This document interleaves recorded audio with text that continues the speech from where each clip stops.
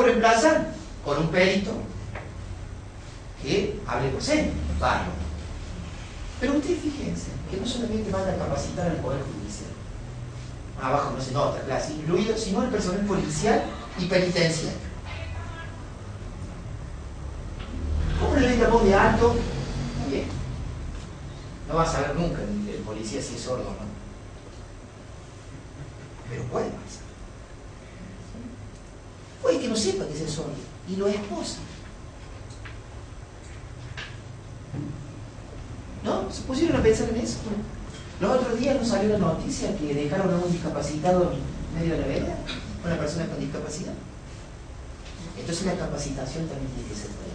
Pero el policía, porque tiene muchas posibilidades de intervenir en la prevención del delito o en algunas circunstancias en que el personal policial que fuerza de seguridad sea llamado a una cuestión en particular. Y penitenciario, porque hay personas con discapacidad que pueden ser sordas, que pueden estar en un servicio penitenciario. Después veremos, discutiremos las leyes penitenciarias de discusión de la pena privativa de libertad en otros aspectos, pero que puede estar en silla de ruedas.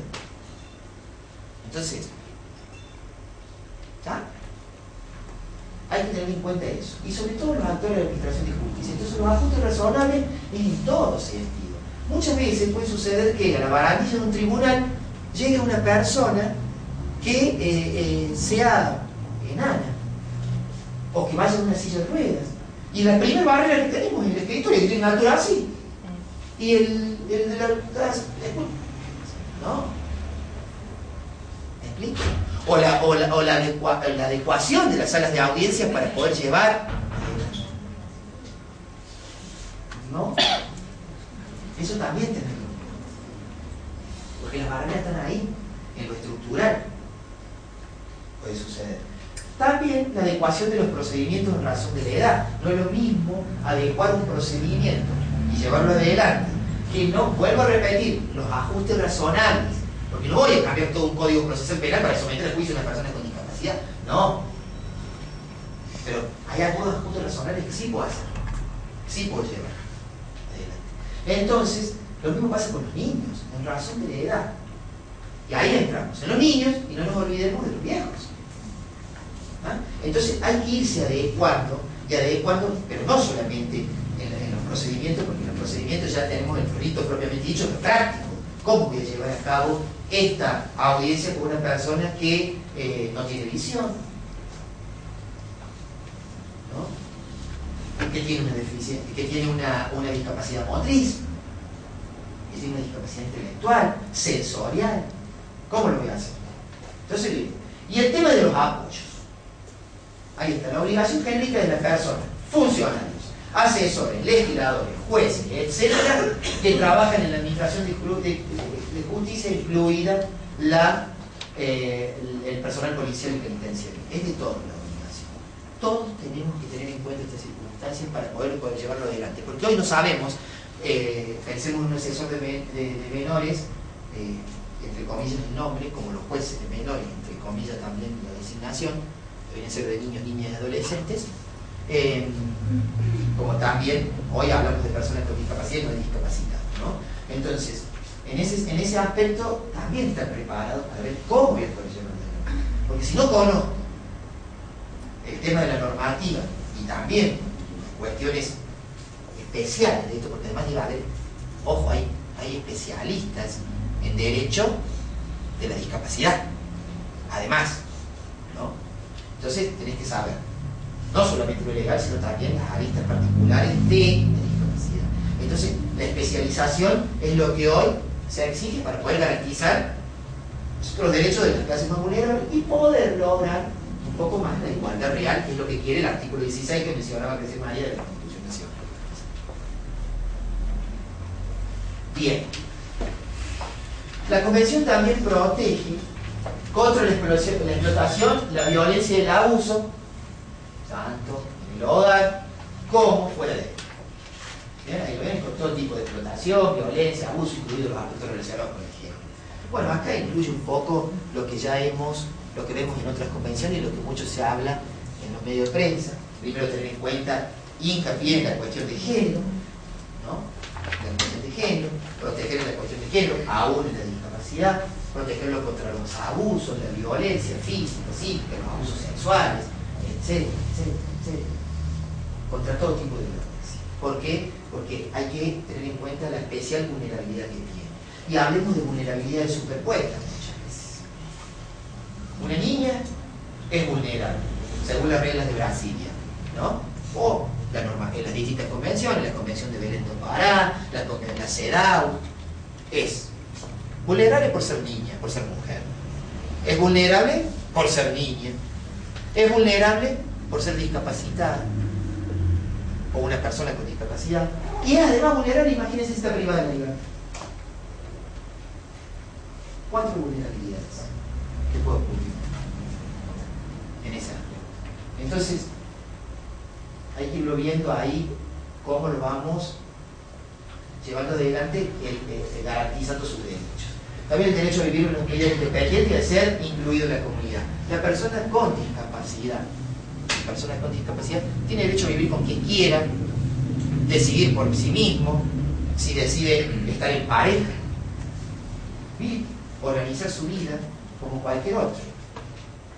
El problema es que, vuelvo a reiterar, ir superando esto de tenerlo como un sujeto protegido, como un niño, y que no puede hacerlo. Sí puede hacerlo. Veamos. Intentemos, veamos cómo va. Eso está garantizado en el artículo 19. Esto es otra resistencia que ha habido mucho tiempo, que yo lo decía recién. La salud sexual y reproductiva. Muchas veces ocurre que las familias se resisten medio al tema de la sexualidad en este aspecto. No sé cómo lo tomarán la gente que tenga hijos con discapacidad o no, pero siempre fue algo como resistido el tema de la sexualidad de las personas con discapacidad, ¿no? Una cuestión que también tenemos que superar porque tienen derecho a la libertad sexual. Y fíjense ustedes que si hoy, desde el punto de vista penal, me imagino yo, una persona con una discapacidad intelectual, ¿no? Enamorada de otra persona normal, ¿no es cierto?, que está en toda su facultad, tiene una relación sexual violenta o no, se violenta, y tiene que decidir hacer como ellos quieren, ¿no? Pero si tiene una relación sexual, es muy probable que diga, si es denunciado por el enojo de un familiar, que suele ocurrir, termine respondiendo penalmente esa persona. ¿Y qué es lo que van a decir? Pero bueno, pero supongamos que en un proceso penal en particular diga, pero la chica diga, yo estaba enamorada, le mandaba cartas, porque lo puede hacer, porque lo tenemos que respetar su individualidad, su libertad de decisión. Bueno, pero no es tenido en cuenta, porque el código no exige todas sus facultades porque una persona pueda consentir. No es así, doctor, ¿no? Entonces, ¿qué hacemos en ese aspecto con la libertad sexual de las personas? Necesariamente tiene que reverse esto de que las personas con discapacidad no pueden tener relaciones sexuales como cualquier otro. Decidir su vida sexual, programar su vida sexual, sí lo pueden hacer. Ustedes lo ven ahí, todas las personas con discapacidad pueden contraer matrimonio, casarse, formar una familia. Ah, guarda, porque cuando han tenido algún hijo, muchas veces, muchas madres con discapacidad han sido despojadas de sus hijos. Porque se suponía que esa madre con discapacidad no podía llevar adelante ese hijo. No lo iba a poder criar. ¿Y cuántas veces ha pasado, no? Y digo, ¿cuál es el motivo para pensar lo contrario? Que no lo puede hacer. La Convención prohíbe la separación de las madres con discapacidad de sus hijos. Sea que el hijo sea una persona con discapacidad o no. ¿Bien? Guarda con ese aspecto también a tenerlo en cuenta. El derecho a las personas con discapacidad de decidir libremente y responsablemente el número de hijos que quieran tener, programarlo de la manera como lo hacemos nosotros, ¿no? Llevar adelante, en definitiva, El último es las personas con discapacidad, incluidos los niños y niñas, mantengan su fertilidad en igualdad de condiciones con los demás. Esto de ser leído como el expreso reconocimiento de este grupo social ha sido históricamente víctima de la eugenesia en el marco de las políticas de la población. Los tres casos reconocen lo de la sexualidad plena de las personas con discapacidad. Dejemos de empezar a verlo esto como un tabú. O sea, que las personas con discapacidad no pueden tener libertad sexual, porque sí la pueden tener. La pueden tener con cualquier persona, no necesariamente la otra persona tampoco tiene que ser con discapacidad, ¿no? O sea, la persona con discapacidad está dentro de nuestro marco social, vive, existe, no son extraterrestres. Dejemos de verlo así, forman parte de la diversidad y empecemos a respetarlo como tal. ¿Bien? Pasen. Doctor, Sí. ¿podría participarle de un caso Sí. Donde se ve la cuestión del acceso a la justicia y de los procedimientos judiciales, cómo se interpreta? Le quería participar porque es un crimen donde la única testigo es sordomuda. Por el Código Civil, los dementes y los sordomudos que no saben darse a entender por escrito son incapaces absolutos de hecho y sus actos son considerados de nulidad absoluta. Las reglas probatorias en materia civil es que se prueba por los medios que establecen los respectivos códigos de procedimiento. En materia criminal o penal existe la regla de la libertad probatoria. Todo se prueba por cualquier medio. En este caso se incorporó la prueba a través de la interpretación de una docente especializada en este caso de discapacidades. Prueba incriminante. La discusión de la defensa fue siempre cómo puede ser base de una condena, a dónde está la unidad del orden jurídico, si para una rama del derecho que es el civil ese testimonio es nulo, ¿por qué puede valer para el derecho penal? Cuando me tocó fallar a mí, declaré la primacía del derecho penal y la libertad probatoria. Cuando llegó, lo condenaron, fue a la corte, confirmaron la condena, pero la discusión creo que sigue a nivel Corte Suprema de Justicia de la Nación y es fundamentalmente basada en estos dos argumentos, ¿no es cierto? Esta discapacitada es válido su testimonio tomado de esa forma y es el único testigo del crimen, o la única testigo en este caso. Es interesante, muy interesante. La cuestión es que, bueno, ustedes ven como lo menciona el doctor y hay un montón de casos, ¿vale? Para un determinado derecho nuestro, dentro de nuestro ordenamiento jurídico, es nulo una cosa y para otro se lo puede probar de otra forma. Entonces, empecemos a verlo. Bueno, pero tiene que ver también, doctor Moreno, con el tema de esto de que el Código Civil sigue siendo dentro del marco tutelar, ¿no? Para los niños, todo sigue siendo muy tutelar, y ese es el problema, que ya debe haber una adaptación. Ahora, ¿cómo yo vean ustedes cómo yo lo adecuo a eso por norma internacional, ¿no? Regulo. No podemos los jueces no mirar para el costado y no analizar este tipo de normas. Porque digo, wow, entonces ahí sí vos quizás podría aplicar, no sé, hablamos hace un rato, el principio pro homine y le voy a dar validez a esto, no, para garantizar que esa persona con discapacidad, efectivamente, no deja de tener razón. En esos casos el código dice que son nulos, cuidado. Es todo un tema. Ese es el ajuste razonable que está exigiendo en determinada legislación nuestra, esta convención, ¿no? Fíjate vos que la educación, acá entramos otro de los puntos. Recién, la educación es una de las cuestiones más resistentes. Yo les voy a contar un fallo acá. Mira ahí que lo que dice específicamente, no sé si hay que hacer. La educación está regulada en el artículo 24. Los Estados partes reconocen el derecho de las personas con discapacidad a la educación. Primero, que la educación debe ser inclusiva. Debe ser inclusiva. Y desalienta la educación especial, así como las escuelas especiales. Hace poco escuché un anuncio del gobierno que se van a crear otra escuela especial. ¿Sí? Hace poquito. Ojo, no le estoy pegando el igual, lo escucho todos los días, como en mi lado. ¿Y por qué los chicos no pueden ir a una escuela como cualquier otra? ¿Por qué no pueden ir a una escuela? Hace poco escucharon por los medios de prensa locales que... ¿Cómo? ¿Eso no es discriminar? Sí. Eso es discriminación. Sin embargo, las escuelas se van a seguir creando en nuestra provincia escuelas especiales. De hecho, el nombre especial también. ¿El nombre especial está desalentado? Hace poco ustedes escucharon que había un chico con síndrome de Down que no lo querían recibir en la Clara J. Armstrong. ¿Escucharon? Sí. ¿En prensa? Bueno, que a pesar había un fallo, que es un fallo del juzgado número 1 de menores del doctor Gersani, que en un amparo que le tocó intervenir le garantizó el derecho a la educación y debía ser incluido. Perdón, me gustaría aportar algo. Yo soy asesora en el INADI.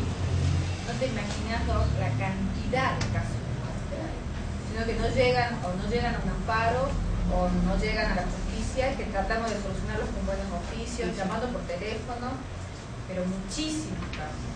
No se le acepta a las personas con... Acá hay una mamá y además representante de Apifadí que lo pueden... Muchísimos casos, más de lo que nosotros nos imaginamos.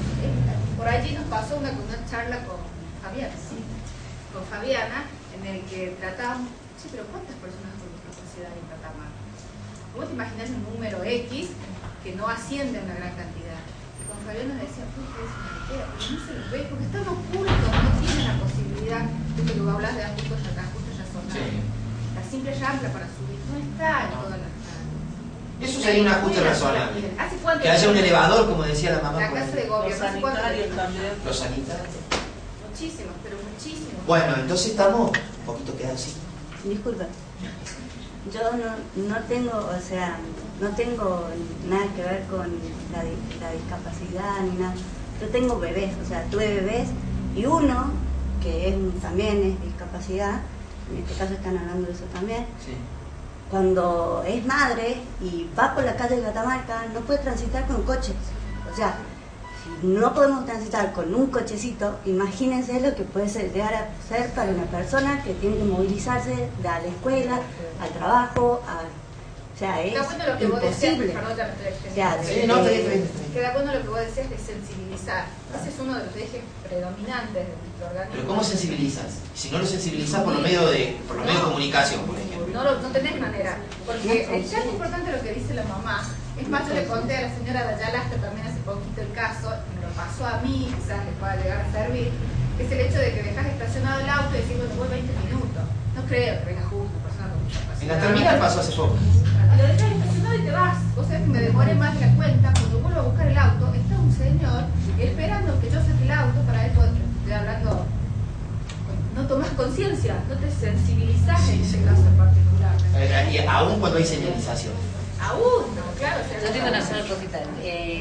Me pasa esto, y volviendo al tema esto de que da la sensación de que siempre lo sobreprotegemos, debe haber algo de eso sin duda, pero quiero decir, los vemos tan expuestos en la calle, y esta indiferencia y esta insensibilidad permanente, es decir, no respetan las rampas, no respetan los estacionamientos, yo te entiendo, no respetan las veredas. Vos tenés tus miedos propios con tu hijo porque la sociedad no respeta. A eso me refiero. Me encantaría dejarlo y que ande solo. De hecho, se volvió solo de la escuela cuando tenía 10, 12 años en silla de ruedas. Pero digo, pasaban muchas cosas en el mundo. Muchísima gente, muchísimas veces, fue al baño de la escuela años con la puerta abierta. Ninguna norma jurídica, digamos, va a crear en la sociedad empatía con el otro. Puede ser que en el 2013 estemos pensando, o sea, que bueno, celebro estos momentos porque definitivamente es necesario, pero estemos dotando de autonomía a una persona, estemos hablando de que una persona con algo distinto, diferente a nosotros, tiene autonomía, o sea, es algo, no sé. Bueno, está bien. Estamos hablando, Es necesario. perdón, Sí. más allá de la autonomía, la dignidad. Exacto. Una persona ¿Cómo es que le hay que damos respetar esa su sociedad? dignidad de riesgo, incluso, porque si le permite que tome su propia decisión es dignidad de riesgo. Su dignidad. Una persona que no tiene dignidad no es un ser humano. No. Está deshumanizada. Y en este mundo, por eso reniego yo cuando los privados de libertad, que se pudran en la cárcel, no sé cuánto. Son personas que tienen dignidad, no la han perdido. Entonces, si pierden la dignidad, se deshumaniza una persona y en este mundo no puede haber nadie deshumanizado. Doctor, en el día de Chavarría, en la Tecnicatura del Turismo, hay un chico que está estudiando en silla de ruedas, está estudiando la carrera. Desde el ingreso pedimos a obras públicas por obra que nos compren material para trabajar con lo que es el baño y bueno, no se hace. Entonces, el mismo centro de estudiantes y toda la institución trabajamos para eso. Tenemos chicos de la casa también. Continúo así, termino, porque si no, viste, después conversamos, después esa es la idea. Bueno, en cuanto a la educación tiene que ser inclusiva.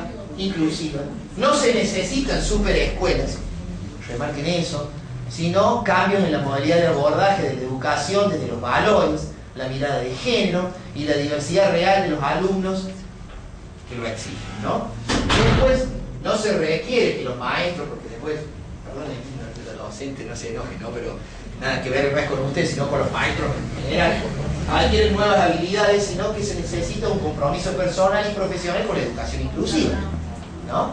Sin embargo, no alcanza con la aceptación de la diferencia o diversidad si no se valoriza esa misma diferencia y diversidad en la educación. Necesidad de compromiso moral con la inclusión de todas las personas en un mismo modelo educativo, como parte de un compromiso amplio que aspira a la inclusión de todas las personas dentro de la sociedad. ¿Cuánto nos falta para esto, no? Por eso nos falta un montón, quiero cerrar. Sí. Con esto de las escuelas especiales, la creación, es verdad que de alguna manera el chico se lo confina o segrega, pero no todas las escuelas tienen ese modelo, sino aspiran a la integración. Y lamentablemente en la sociedad, hablando en general y sobre todo acá en Catamarca, los docentes no están preparados en las escuelas comunes para recibir a chicos con necesidades especiales. ¿Qué es lo que pasa? El chico está, podemos decir, inserto, es como florero, si no se, por dar un ejemplo, no estas órdenes prepagas, las obras sociales, tiene un acompañante que pueda estar con el chico en la sala, si no, no funciona una verdadera integración. Entonces hay casos de escuelas especiales que tratan a estos chicos desde los 3 años de integrarlos. Entonces ayuda es como un centro de recursos. Yo entiendo esas circunstancias. A ver, desde el punto de vista de nuestros derechos, también la gente que, los que tenemos, gente con discapacidad, yo me corrijo, yo no tengo a nadie con discapacidad, pero los que tienen independientemente pueden exigir esos derechos. Así que empezar a exigir los derechos. Sé lo que dice la señora acá, pero hay una cuestión también a tener en cuenta. Si siempre nos vamos a estar escudando del Estado, no solamente la discapacidad, en todos los casos, de que no estamos preparados y van a pasar 25.000 años más y no vamos a estar preparados. Entonces, el punto de pie tiene que estar. Yo tengo derecho a esto, señor. Los niños tienen derecho a esto.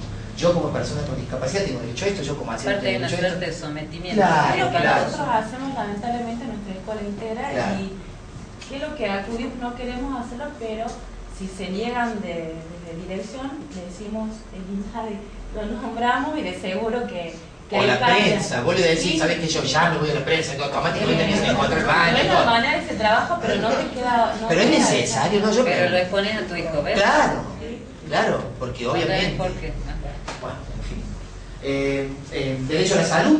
Las personas con discapacidad, ahí lo pueden ver, con discapacidad, tienen derecho a gozar el más amplio nivel de salud, el más amplio, el todo. O sea, no vengan con que esto sí, esto integral. no. Es integral, amplio, es lo máximo que se le pueda dar a las personas.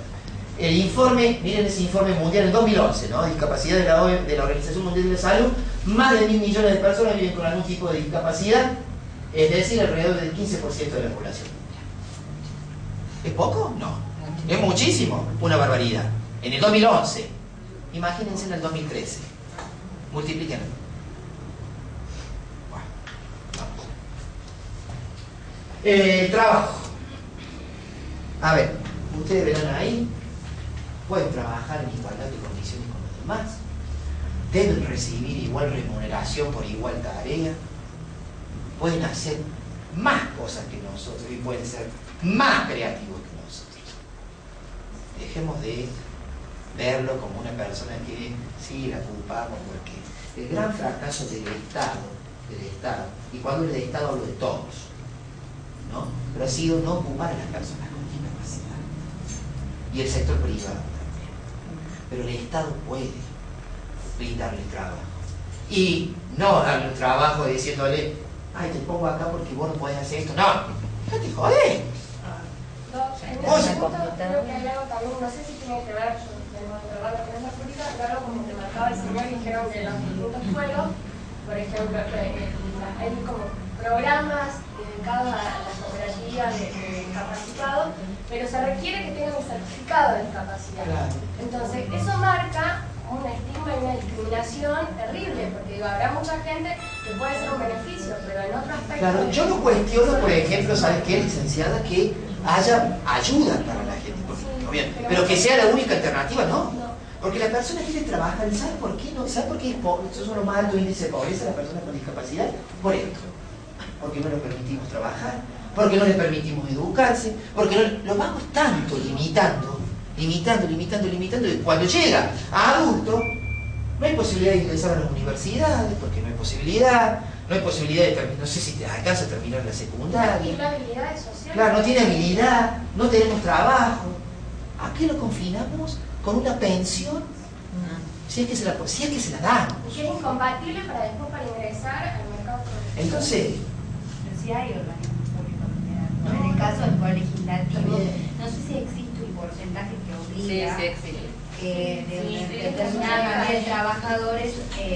bueno, ahí está, pero fíjate vos que, por eso, doctora, en que... el caso del Senado, porque yo estuve ahí, hay... Sí, sé que han tomado personas con discapacidad. Sí, el doctor Mera tiene, una de sus manos derechas es un chico que salió Sí, de la hagamos, escuela. o sea, seamos también un poquito honestos. Yo tengo entendido, esto lo iba a decir, que el Estado legislativo, el Estado provincial el año pasado, el Poder Legislativo, ha tomado gente con discapacidad. Pero ha sido el gran fracaso ese, en definitiva. Pero lo ha tomado. Bueno, va a haber cambios. Ahí queríamos explicar a los chicos de Apifadín, en la Cámara de Diputados y en la Cámara de Senadores, en 2 oportunidades se tomaron gente con discapacidad motora. Uno de los chicos estuvo sin trabajar, lo tomaron 6 meses porque no tenía acceso al baño, o sea que estaba en su casa. El otro hace 2 años que no va a trabajar en la parte del diputado porque el transporte, o sea, el trabajo, lo que gana él tendría que pagarse un remis todos los días, o sea que le dijeron, bueno, quédate en tu casa, si no... Y te pagamos, y bueno, te pagamos, pero ¿y la habilidad para trabajar? Lo obligan a la dádiva, a mendigar, exactamente. O sea, ¿ves? A ver, ahí está, escúcheme, para que no nos vayamos, escuche. Ahí están los ajustes razonables. O sea, si tengo, lo ocupo, pero no tiene que hacer porque el lugar donde tiene que ir no está adecuado. Ajustemos ahí también. Pongamos la rampa, pongamos el transporte, pongamos... ¿De qué sirve la ley si no la acompañamos con la práctica? Hay una contradicción en lo que usted dice. Y Sí. yo tengo un doble carácter docente y, bueno, ahora hace 17 años que soy docente.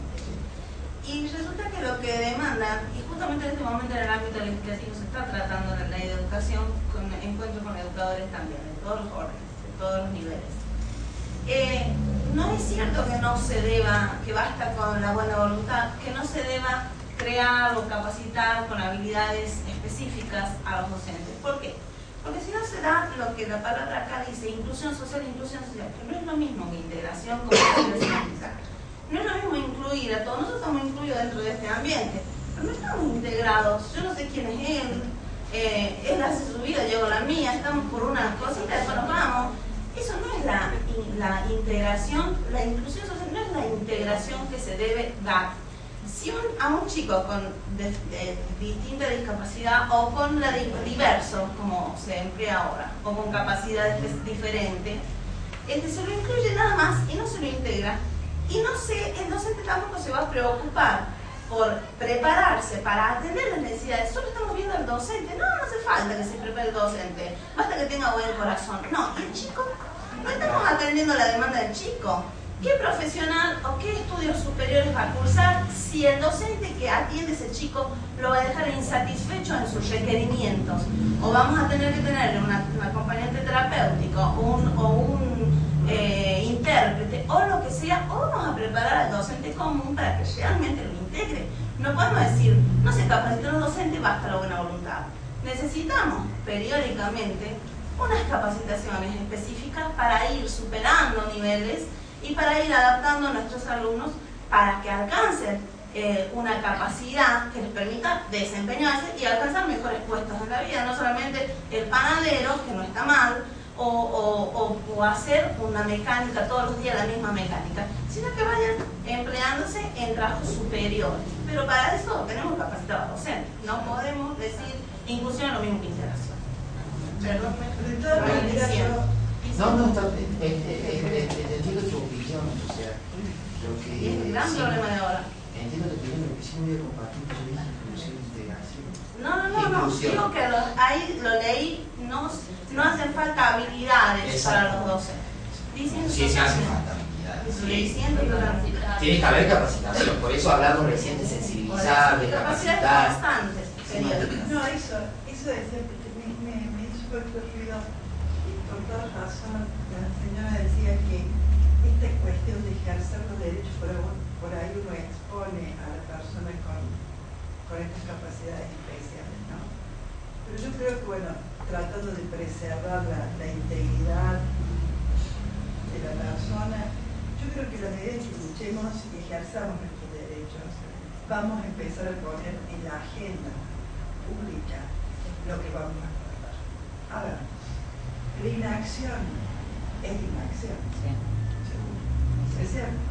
Entonces, si nosotros, ya sea una mamá que lo vive de cerca, el vecino que se solidariza con la mamá, aquel que piensa que puede ser un problema de todos, entonces lo que creo que tenemos que hacer, sin discutir, o sea, en buenos términos, hacer, porque lo que hay que acomodar, todos los temas se tratan cuando empieza a ser tema, cuando se lo pone en la agenda. A ver, a mí el tema que la prensa ponga en la agenda, que la prensa termine sacando cosas que uno, quien tiene que hacerlo, a mucho no me gusta, ¿viste? Pero eso, bueno, vos decías un poco, bueno, y si no nos dan bolilla, vamos a la prensa. Yo creo que hay formas que nos den bolilla, ejerciendo los derechos en forma pacífica, peticionando, peticionar el derecho y poner en la agenda lo que necesitamos. O sea, necesitamos lo que ella decía, que los docentes sean educados en esa problemática, no simplemente la sensibilidad, que tengamos aulas con los accesos pertinentes para una u otra discapacidad, que podamos hacer políticas públicas con el sector privado para que te libero del medio impuestos, para que me recepcione esa cosa que integre y incluya. O sea, creo que es una lucha lenta, como todas las cosas, pero me parece que se va a plantear. Claro, que haciendo los derechos, no, bueno, me parece. Está bueno que lo podamos debatir entre todos acá. Está cierto lo que dice la señora, de que te cuento un caso chiquitito en Tinogasta, las maestras de buena voluntad lo hacen pasar a la persona con discapacidad de grado, él tenía un pequeño retraso intelectual, no sé si pequeño, con buena voluntad lo hacen pasar de grado. Llega el caso que el niño se sienta a hablar con su mamá, la joven ya, y le dice: mira mamá, yo ya voy a ir a la secundaria, pero no sé leer bien. Yo estoy de acuerdo con vos, no alcanza con el buen corazón y la buena voluntad. No, eso no Hay sirve. que capacitar a los profesores. Hay que explotar las capacidades de los chicos, pero con el buen corazón y la buena voluntad no, porque estamos cayendo en la lástima, que es lo que no quieren. No nos veamos la persona. Y también en la formación me digo, creo que tenemos que los docentes capacitarnos y estar actualizados todo. Que siempre se lo pone a la docente en situación de mala. Y cuando el docente, más que docente, exactamente, se pone de docencia, decencia, alma, espíritu, todo pone, pero tiene que capacitar. Pero el Estado también se debe. Sigo, perdón, por favor, perdón, porque si no, no termino. ¿Puede prender el aire, doctor? Chicos, sí, el chico del aire, por favor. Esto no me voy a detener mucho, sino que simplemente la convención mandó a que haya una comisión de seguimiento, que haya un órgano que se ocupe de recopilar las cuestiones de las personas con discapacidad, denuncia, que haga un seguimiento en la Argentina y que luego para tener datos estadísticos que son importantes. ¿Quién lo hace? Se hizo por el año 2011 por decreto 806, el Estado Nacional creó la Comisión Nacional Asesora para la Integración de las Personas con Discapacidad, que es el organismo encargado, como usted ve ahí, de las cuestiones relativas a la aplicación de la Convención de los Derechos y poner en conocimiento cuando hay algún tipo de vulneración. Bueno, Esto es muy importante también porque fíjense que cuando se redacta la convención, ya vamos terminando, se mandó a que el formato sea en un texto accesible para todas las personas con discapacidad. Porque estamos hablando, miren qué lindo, de la Convención sobre los Derechos de las Personas con Discapacidad. Y si viene una persona que es ciega, una persona que es sorda, una persona que no entiende, tiene que estar dado todos los formatos para que esa persona lo pueda entender. Sus derechos deben ser leídos de la mejor forma que ella los pueda comprender. Entonces ahí manda, por ejemplo, el sistema braille, el tema de lenguaje de señas, etcétera, etcétera, etcétera. Algunos avances importantes pasan, que para lograr una igualdad cada vez más real. Esto, por ejemplo. Las tablets intuitivas. Las tablets son dispositivos de uso intuitivo que favorecen las apps. Si me equivoco, por favor, en el inglés, comprendo, no sé mucho, diseñadas para niños con necesidades educativas especiales. ¿No? Necesidades educativas especiales, seguimos de vuelta. Pero se desarrolla mucho el intelecto con esto. Y están muy buenos los aparatos que están diseñando desde este punto de vista. O sea, la convención exige dentro de las obligaciones que vamos a ver, que haya mucha tecnología, mucho avance en la tecnología para ir desarrollando las capacidades de las personas con cualquier tipo de discapacidad. Miren, por ejemplo, este es el tema de los baños. Ese sería un modelo ideal. Sanitarios adecuados, la tendencia en la arquitectura y diseños a avanzar en la progresiva adecuación de elementos como el caso de los sanitarios. Ese sería uno de los casos distintos. Vamos. Miren ustedes, ciclomotores para las personas con silla de ruedas, que ya están en el mercado, ¿no? Un triciclo motorizado, el prototipo se hizo a partir de un triciclo, ¿no? Un triciclo, que ya se vende en el mercado. Permite a las personas de discapacidad desplazarse por su silla de ruedas. Si no, vio que las vemos todas, así. Las veredas están todas. Claro, las veredas que son un desastre, las calles que son así. Las motos, que pasan las motos una desconsideración total. Entonces, bueno, hay una posibilidad de avance. Las escaleras, miren ustedes el diseño de esa escalera, ¿no? O sea, apostemos a la diversidad. Ven que tiene el sistema para subir y subiendo, pero también tiene el sistema para que la silla de ruedas que está allá vaya bajando en zigzag, ¿ven? ¿Lo ven? ¿Lo alcanzan a ver? Entonces, bueno, ahí pueden leer qué es lo que dice, y los que no llegan a leer dice vuelta tuerca en las escaleras tradicionales son una barrera estructural para las personas con discapacidad, por lo que la arquitectura actual busca alternativas a ellas. Y busca ese tipo de alternativas, parece bastante interesante, ¿no? Muy bueno. Los ascensores que recién hablaban también, ¿veo? Los elevadores, elevador para silla de ruedas, para lugares de circulación público, se va incorporando progresivamente este elemento. Bueno, vamos a ver si en nuestra provincia se da, pero por lo menos se está bien. Las rampas y barandas, tanto en obras privadas como a nivel urbanístico, son recursos cada vez más utilizados para favorecer la inclusión en cuanto a la movilidad. Y ahí tienen para que se puedan ir. No. Tengan en cuenta eso.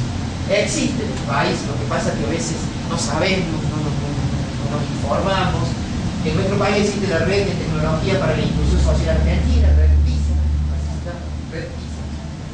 que apunta a organizar, articular e integrar un conjunto de instituciones y organizaciones públicas y privadas, universidades, ONGs, cooperativas de trabajo, centros de desarrollo, con el propósito de contribuir al desarrollo sostenible del país mediante la comunicación, formación, fomento de la difusión y asesoramiento para la replicación de tecnología de inclusión social TICS. ¿No? Existe, está y se puede trabajar ahí. A partir de la iniciativa, fíjense ustedes, importante también, la Asociación Síndrome de Down de la República Argentina, ASTRA, se diseñaron aplicaciones educativas. Además, facilitar el uso en el aula, que ya vamos a ver cuáles son, que son muy interesantes, tanto para los chicos como para los docentes. Acá está bueno esto. Los desarrollos para las tablets, algunos también disponibles para teléfonos móviles, comparte pautas que las distintas otras ofertas educativas disponibles. Pregunto porque no sé, ¿no? No sé si alguien sabrá y informe. Vio que todos los chicos hoy tienen la netbook, ¿no? De Procrear, Está igual. Los chicos que en los establecimientos también lo tienen. Sí. Sistema Braille tiene. No, tiene un programa de lector de pantalla. Bueno. Está interesante. Pasa. Este es un sistema, todo web, ¿no? Es un sistema que se llama Grupolandia. O sea, el chico ahí le plantea al niño ordenar canastas, elementos, frutas, juguetes, vajillas, útiles, estimulando la función cognitiva. Siempre a través de la web. ¿Bien? Hay otro programa que se llama Opuestolandia. En esta aplicación se busca que el niño identifique y clasifique objetos en conceptos de medida y dimensiones. Ve ahí dice alto, bajo. También está el Tiburama, en una app que global. Los chicos aprenden a identificar y construir determinados escenarios con sus objetos. ¿Ves? Un dormitorio, una oficina, un baño, toda una casa, ¿no? Un baño. Y jugamos todos en este app disponible para el pad. El niño aprende a seleccionar la palabra de las siglas adecuadas según la imagen. Y así, mucha tecnología más, que bienvenida sea, etc. Y finalmente tenemos los sonidos de la granja, que es un sistema que ya viene en las computadoras con Windows 8, que busca estimular el área auditiva. ¿Bien? A lo largo de esta charla hemos visto muchas cuestiones, seguramente van a quedar en el tintero otras más, pero la cuestión es que yo quiero finalizar diciendo que en este caso tengo a una persona de aquí de mi trabajo, Omar Pino, que tuvimos un niño que nos tocó resolver una determinada cuestión con una realidad, tiene trastornos generalizados de desarrollo,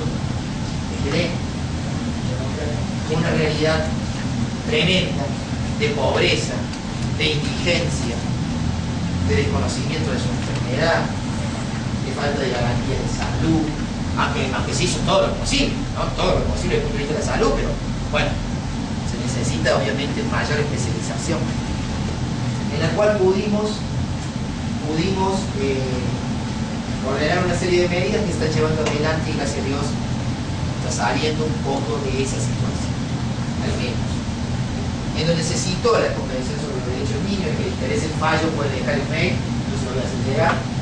Se citó además la Convención sobre los Derechos de las Personas con Discapacidad. O sea que en la justicia de menores, hablo, digo, donde trabajo, tenemos un fallo sobre esa circunstancia en un tribunal, también el doctor Tercer, y otro, el doctor Carzani, que también garantiza la educación de un chico con síndrome. O sea que vamos avanzando de a poco, vamos teniendo en cuenta, se va planteando la idea. Por eso yo quería finalizar esto con esto.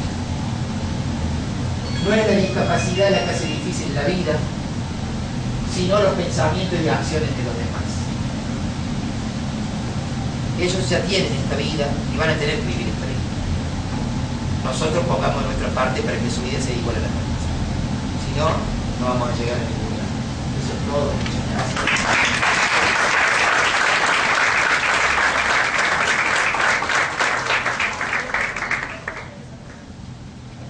Los invitamos a ir ahí un pequeño break. Si alguien quiere hacer alguna pregunta.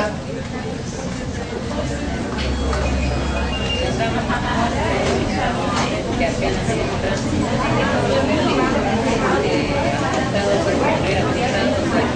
por ejemplo, yo tengo